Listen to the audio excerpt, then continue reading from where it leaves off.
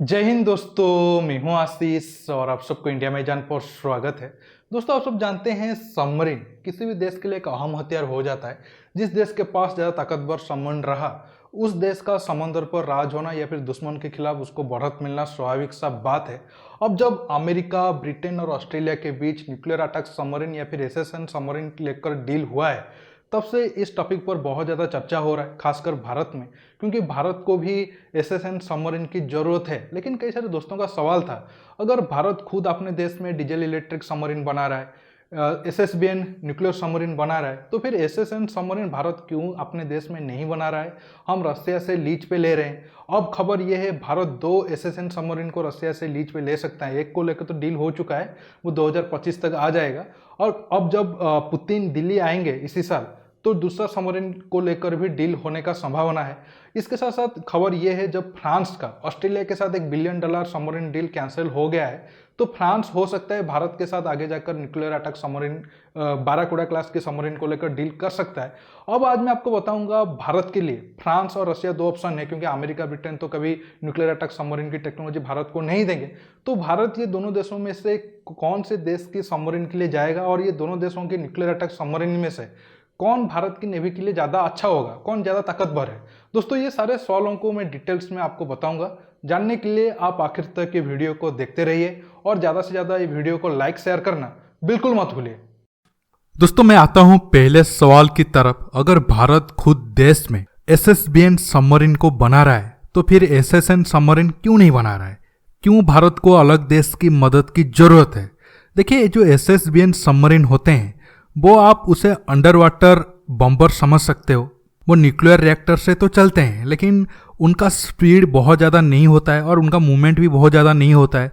वो एक स्ट्रैटेजिक जगह जाकर छिपकर पानी के अंदर रहते हैं, और जब जरूरत होता है तब न्यूक्लियर मिसाइल या फिर नॉर्मल आईसीबीएम मिसाइल से वो दुश्मन देश पर फायर करते हैं। लेकिन जो एसएसएन सबमरीन होता है, वो भी न्यूक्लियर रिएक्टर से चलता है, लेकिन उसको आप अंडर वाटर फाइटर एयरक्राफ्ट समझ सकते हो। उनका मूवमेंट बहुत ज़्यादा होता है। हालांकि वो ज़्यादा रेंज जाकर ऑपरेशन को अंजाम नहीं देते हैं, लेकिन वो अंडर वाटर ज़्यादा बिजी रहते हैं अगर हम एसएसबीएन सबमरीन के साथ कंपेयर करें। अब हमारे पास जो आईएनएस अरिहंत है या फिर आईएनएस अरिघात है, वो तो हम खुद बनाए हैं, लेकिन उसके अंदर जो न्यूक्लियर रिएक्टर है वो लगभग 83 मेगावाट पावर प्रोड्यूस कर रहा है। लेकिन अगर हमें एसएसएन सबमरीन की जरूरत है, तो हमें और ज़्यादा पावरफुल न्यूक्लियर रिएक्टर की जरूरत है। लगभग 120 मेगावाट पावर प्रोड्यूस करने वाले हमें न्यूक्लियर रिएक्टर चाहिए, जो अब भारत नहीं बना पा रहा है या फिर हमें बनाने के लिए मुश्किल हो रहा है। क्योंकि जैसे मैंने आपको पहले कहा, एसएसएन सबमरीन की स्पीड एसएसबीएन के कंपेयर में ज़्यादा होता है। अब एसएसबीएन जो सबमरीन है आईएनएस अरिहंत, उसका स्पीड लगभग 25 नॉट के बराबर है। लेकिन अगर हमें एसएसएन सबमरीन चाहिए तो उसका स्पीड मिनिमम 30 नॉट के ऊपर चाहिए।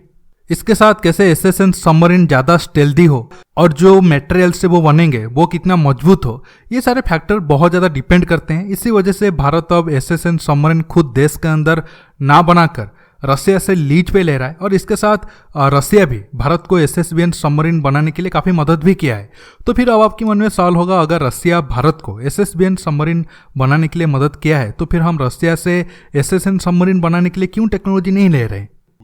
दोस्तों, तो फिर अब सवाल उठता है, क्या भारत अब जो 6 सबमरीन एसएसएन सबमरीन देश के अंदर बनाना चाहता है, वो क्या रसिया की मदद से बनाएगा? या फिर अब जो नया समीकरण बन रहा है, रसिया का ऑस्ट्रेलिया के साथ एक बड़ा सबमरीन डील कैंसिल हो गया है, क्या भारत रसिया का बाराकूडा क्लास की सबमरीन की जो टेक्नोलॉजी है उसको लेकर देश के अंदर नया सबमरीन बनाएगा?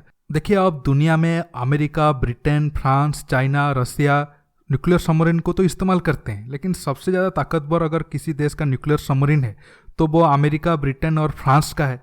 और दोस्तों, फ्रांस कई कई जगहों पे न्यूक्लियर सबमरीन टेक्नोलॉजी में अमेरिका और ब्रिटेन से भी आगे है। देखिए, रसिया की न्यूक्लियर सबमरीन पे क्या प्रॉब्लम है मैं आपको बताता हूँ।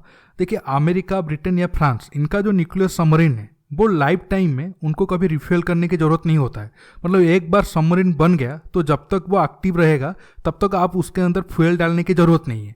लेकिन जो हमारा अरिहंत क्लास के सबमरीन है, आईएनएस अरिहंत को 6-7 साल के इस्तेमाल के बाद उसे ड्राई डॉक में ले जाकर उसे ऊपर से काट कर एनरिच यूरेनियम की फ्यूल को अंदर डालना होगा। और इस प्रोसेस में 2-3 साल लग जाते हैं और बार बार ऐसे करने से सबमरीन की परफॉर्मेंस पर भी असर पड़ता है। लेकिन ऐसा कोई भी सिस्टम अमेरिका और ब्रिटेन और फ्रांस की सबमरीन के साथ करने की ज़रूरत नहीं है। अमेरिका और ब्रिटेन तो कभी टेक्नोलॉजी भारत को देंगे ही नहीं, तो ये ऑप्शन तो हमारे पास है ही नहीं। इसके साथ साथ फ्रांस जो फ्यूल इस्तेमाल करता है न्यूक्लियर सबमरीन में, वो लो एनरिच्ड यूरेनियम से बना है, लेकिन अमेरिका और ब्रिटेन जो इस्तेमाल करते हैं वो हाईली एनरिच्ड यूरेनियम से है। इसलिए भारत को फ्रांस की टेक्नोलॉजी ज़्यादा सूट करेगा। अब आपके मन में सवाल होगा, अगर फ्रांस की न्यूक्लियर सबमरीन अच्छा है तो ये तो बहुत अच्छा मौका है भारत बाराकुडा क्लास की सबमरीन के लिए फ्रांस सरकार के साथ डील करे। लेकिन दोस्तों ये उतना भी आसान नहीं है। अब ऑस्ट्रेलिया के साथ डील कैंसिल होने के बाद अब फ्रांस चाहता है कोई उसका सबमरीन को ले, ताकि उसको जो नुकसान ऑस्ट्रेलिया से हुआ है वो एक तरीके से भरपाई हो। लेकिन आज से कुछ महीने पहले जो हालात बना था वो कुछ अलग थी। दोस्तों मुझे लग रहा है फ्रांस का न्यूक्लियर सबमरीन अच्छा होने के बावजूद ज़्यादा चांस है भारत रसिया के साथ ही जाए।